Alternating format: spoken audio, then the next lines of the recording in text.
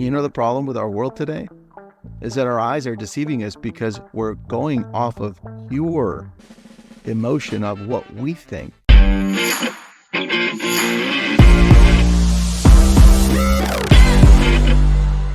This episode is brought to you by SocialGenius. That's where Jeff and I get to actually teach you what to do on social and how to grow it. Jeff, why should people join? You know, if you are the type of professional that wants to do it yourself, and maybe your budget's a little bit lighter and you can't afford to hire somebody to do all the editing, do the fancy stuff for you, we're going to teach you how to do all this stuff. And the truth is, most of these social platforms are not favoring authenticity. So it's shooting these green screens and doing remixes and understanding what's trending. Those are the things that matter the most to your social strategy. And so if you like to be inside of a tight culture of people that are like-minded and want to do it themselves, then SocialGenius is perfect for you. We'll see you there. You'll never find it for less than this anywhere else. It's very inexpensive. We'll see you on the other side. Am I starting? Or are you starting? Yeah, you're starting because I don't know what the fuck to do. Okay, everyone, welcome to the show. We've got Jeff and me, and we're going to be talking about social media and the trends that we're noticing out there in the world. The very first one that is in your face and it's controversial, like everything nowadays, is the Olympics. I mean, I never thought that's the Olympics... It's not supposed to be controversial. Yeah, I was going to say, it's not supposed to be, but Jeff, from watching the amazing opening ceremony, did you think it was sacrilegious?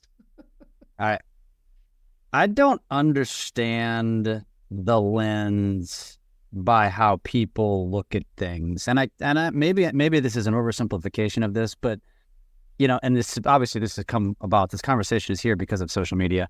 But like, cup half full, cup half empty. Like, we have two choices in life and pretty much everything that we do. And you have a choice. You can look at things from a cup half full, you can look at things from a cup half empty. And I just feel like this whole religious undertone, Christianity religious undertone, which is becoming an overtone, is exactly, we're going to talk about a post that I shared with you this morning. Mm-hmm. I really am being massively turned off.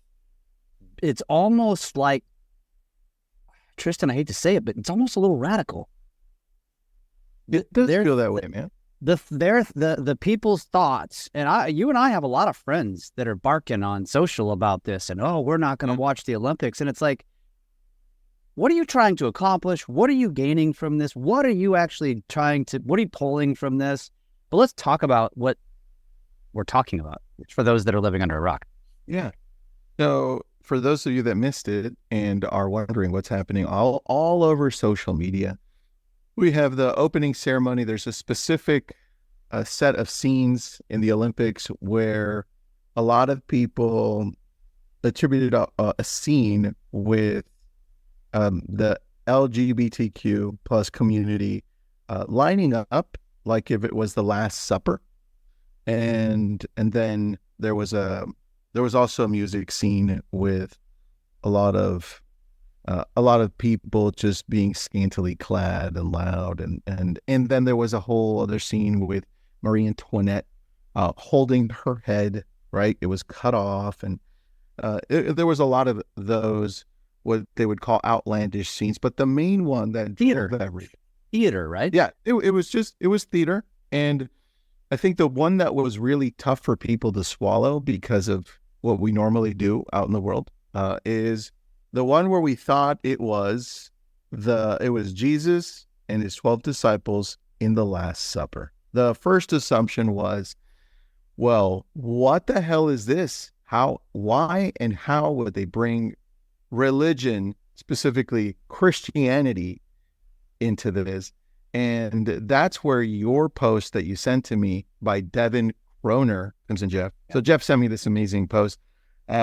He says, there's this thing. He says, Olympics aren't a religious event. They're a worldwide competition rooted in ancient Greek culture, which is full of mythology, debauchery, artistic expression, and lots of drinking.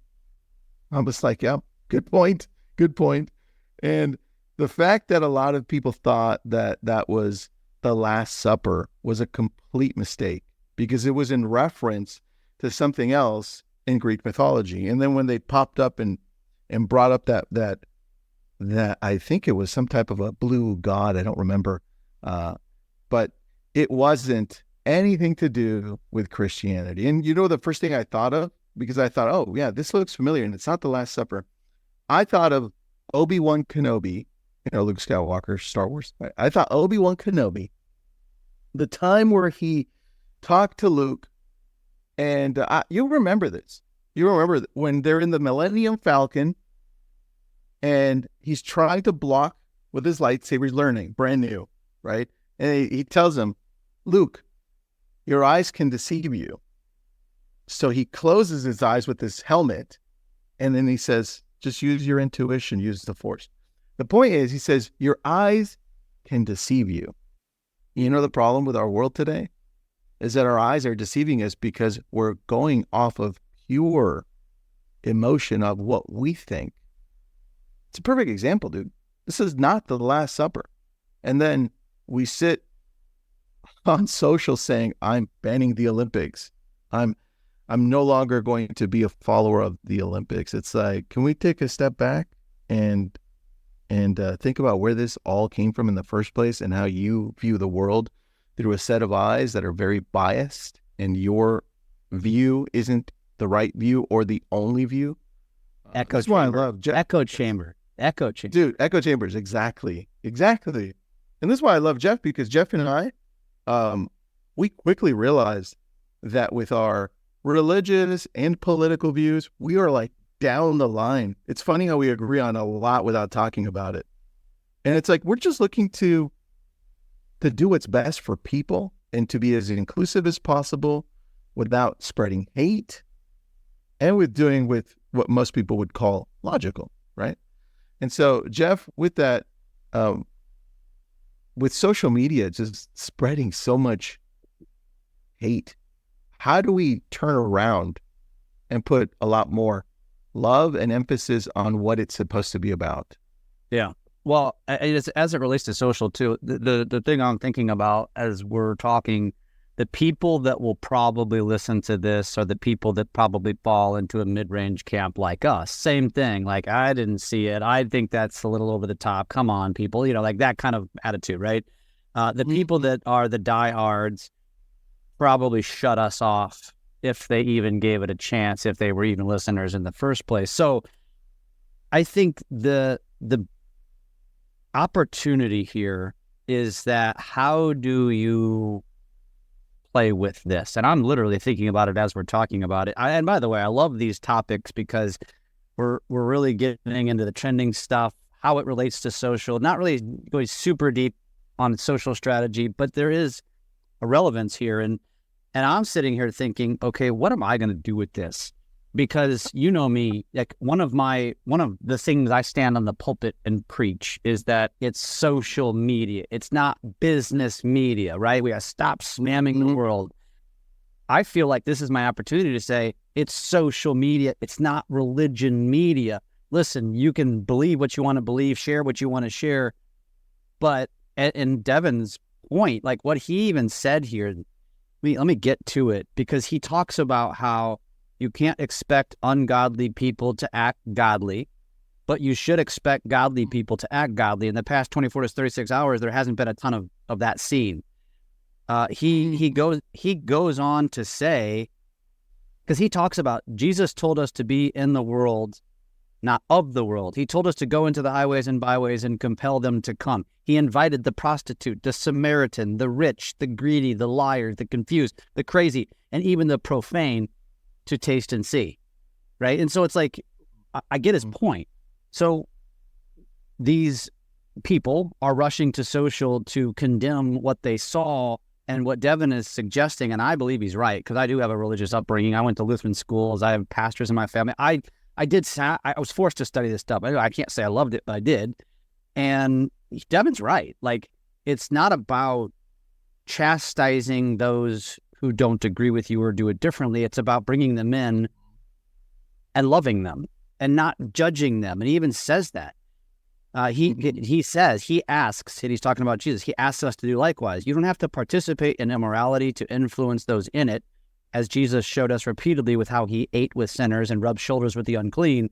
But to influence them, you do have to be around them. Think about that. To influence anybody, this is important, you have to be around them, listen to them, and most importantly, Tristan, leave your judgment to yourself.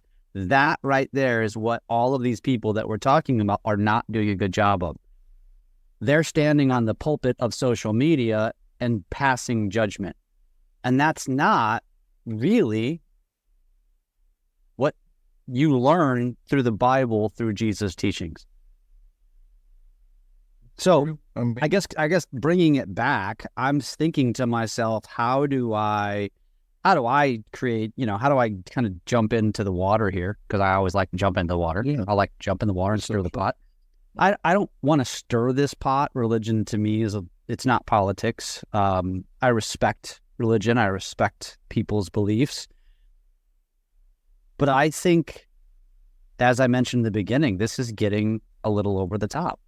And you and I know who I'm talking about when I say this, but going back to COVID and how it changed people. And it was almost, to me, a turnoff. And there's a certain individual that you know exactly who I'm talking about, and there's been others. There's been a bunch, and sometimes I just feel like it's like, I don't think this was how Jesus or Christianity intended it. It's almost like people are trying to now force their belief. It's almost like they're selling us, and that's not the way it's supposed to be. Instead of attracting us. Yeah. Right? Yeah. I mean, just go back to the basics of social media. Stop putting your shit on us and let us decide if we're going to be attracted to you based on what you're doing. But the problem is with what you're saying, any religion, but specifically today, Christianity, you're preaching one thing and doing the other thing, right? And this is why it's absurd when I see this. It's like these proclaimed Christians are saying, oh, oh my gosh, this and this and this. And then they're doing the exact same thing or worse, man. Yeah. That's the problem with this. Yeah. It's hypocrisy. Yeah. And yeah. So, yeah. No, I just think you're right on. And if we apply it to social media, where it's like, what's the opportunity here? I think Devin hit it right on. Is that his name? Devin? Yeah, Devin. He's a real estate agent, but also a pastor. Oh, that makes sense. Yeah. He wrote it so well. I was like, oh, this is really good. But that makes sense. It's like, let's take this opportunity now and use what I can use that's trending and put my twist into it. Right. And for me, I don't know that I'm going to, just like you, I don't know that I'm going to touch that because I couldn't figure out how to go in between and use it with the time I had. But I'll tell you, there are some really good opportunities from watching the Olympics. I know it just started, but from watching the Olympics, that you can grab some lessons and then give them out to whoever you want to give them out to, whether it's funny or encouraging or inspiring. I'll tell you one really quick, Jeff. Speed. Remember, wait, hold on. Didn't you 4 years ago or something make fun of some Olympic sport or some sport, and then it came back to you, but you blew up? What was it? It was something. It was hilarious. You were making fun of them. And then which one? What was it? They called you out on it. Oh, that's right. It must have been winter. Yeah, no, that was an ESPN. That was on like ESPN Ocho, where they play those really random sports. And people reached out to me, and I ended up interviewing some. It was that was the one, the parkour. Was it parkour? It wasn't. Yeah, it wasn't. No way. Parkour is cool. You were making fun of parkour? I don't remember the context and how I made fun of it. I think I was just like, oh my God, this is what ESPN has resorted to, or something like that. And yes, they did jump on me for that. And I think it turned out really good because I actually ended up making a relationship with somebody and learning about it. Yeah. Yeah. It turned out great. But you got some thousands of views. Or it might have been Tag. It might have been Tag. I think you're right. It was Tag. That's what it was. It was just kind of just carpour-ish. Yeah, it's Tag. Yes. Yeah. Yeah, because those guys are insane athletes. On that note, I was watching speed walking That's not stop it. That's not an Olympic sport. It's terrible. It is. It is. No, it's not. Yeah, no, it's great. not. It gets great. You're lying. No. Check this out. You can Google it and watch it on TikTok. Put it up, speed walking, and then Spaniard. Type in Spaniard. So the first two come in, gold and silver, right? And then you see the Spaniard lady, female speed walking. She's towards the front. She's going to get bronze. She's really happy about it. Has her flag ready to go. Reaches out for her flag, like literally 5 steps away from speed walking. And then she stops speed walking at the same rate, and somebody from the side goes, speed walks right through her. And gets the bronze? Yeah, she lost the bronze because she started celebrating too early in the Olympics. Yeah, I got to look this up. Yeah, look it up. So shit like that. I'm like, you know what? We could put so much out there, so much funny content, but more like just a reminder, don't let go of the gas when you're about to cross the finish line. Yeah. Right? I think that's the truth. Consistency all throughout. Anyway. Wow. Yeah. Well, and I guess you bring up a good point. Like, there's so many different ways. We've been posting interesting statistics, top 10 states Olympics come from. And I know BAM just did something today, which I thought was interesting. Same concept. We did another one last week, and we're gonna do another one we'll probably do one a week while the Olympics go on, just random statistics. But how long are the Olympics? 3 weeks, 16 days. Oh, something like that. Okay. Yeah, so it'll be over before you know it. But yeah, I think we talked about this on last week's episode, and hopefully this comes out while the Olympics are still going on. Obviously, I think it will. CK, make sure that happens. But yeah, I think it's important to jump on that trend, whether it be the opening ceremonies, and talk about this. I encourage you. In fact, if you're listening to this and you want to see the post we're talking about, Devin Croner, Devin, and Croner is Kroner. As long as you're not going to his post to chastise him, although I think he could handle it, I encourage you to go grab it. I'm actually going to grab it and do something with it because, again, it was so profound. But I like your point there, Tristan. It's almost like go into a sport and, yeah, I hate to say it. I mean, I guess poke fun in fun because you could get disparaged for it. But yeah, so be prepared for that. But yeah, I mean, I guess everybody knows me. They know I'm not afraid to poke the bear. And let's talk about this in a community setting too, because you and I are you're further along on the community side than I am, but I'm looking at surfing. Like I told you at the beginning, I'm like, I can't wait to watch the surfing because I can grab a clip and then show the types of waves we have in Malibu, which are not even close to Tahiti. And those waves in Tahiti are on another level around the world, considered like some of the best waves in the world. You know what that reminds me of? Point Break. Remember the movie Point Break? Oh yeah, that's right. And Bodie like wanted to go out because he was going to get arrested, and he's like, "I'm going to go do this wave." They're like, "You're never going to survive," and he's like, "That's the way I want to go." Great movie. Yeah, I love that movie. Good movie. All right, catch Keanu trends, Reeves, man. Keanu Reeves. Don't be a jerk out there. Don't put your biases out. I mean, to each their own. To each their own. I think this was an interesting conversation today because you and I would not consider ourselves religious experts of any sort, but not at all. But we're both, I believe. I'm not even sure. I don't even know where you stand. I'm Lutheran. Now, what are you? You're Catholic. Okay, now got a non-denominational. Were you raised Catholic? I was raised Jewish Christian. What? Yeah, I was weird. Where's the Jewish come from in your Mexican house? So my dad, Sephardic Jew, Spanish Jew, right? So my dad's Spanish, Jewish, but usually the Jewish line goes through the woman, right? So my mom is Catholic, so came through, and then they both decided that they were going to be Christian, so we became Christian. I feel like non-denominational is more the norm nowadays, anyway. There you go. Good stuff, man. This is interesting. There's opportunity here. Obviously, if you don't like the hate on social, then teeter the line. Be careful. If you're not afraid of it, I think there's some opportunity here. I think you should really think through how you, like I'm going to do. I'm going to think through how I position this and how I say what I say. But I do. Regardless, man, I think people need to freaking do some research before they put their shit out there. Like the fact that people thought that was the Last Supper, I found it. It's a depiction of the ancient Greek bacchanal or bacchanal. I don't know how to pronounce it. Because you send that to me? The Olympics are Greek. Yeah, I'll send that over to you. Yes, Please send it to me. Supper. I think I'd like to end it with one more thing he said, which he says, and this is not a religious statement, but I think it's important to understand. The comment is Jesus is the main thing, and we should point to him. And making up things to be outraged about or picking arguments with the world when they are, one, not actually insulting you, and two, acting exactly as they're expected to act without the hope of Christ in their hearts doesn't help draw people. It pushes them away. And this is it was profound, man. That's I liked it. Well, it gives you the perspective you need, right, to approach the world that we're living in. Yeah. You can't be offended by everything you see.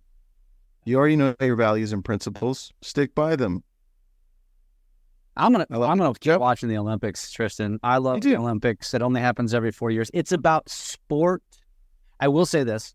My wife did say she did not like the opening ceremonies because she thought it was too, they made too much of an emphasis on Hollywood and actors and actresses and famous people. And she's like, this is about the athletes. It's not about, she's like, show more Carl Lewis. Don't show Tom Cruise.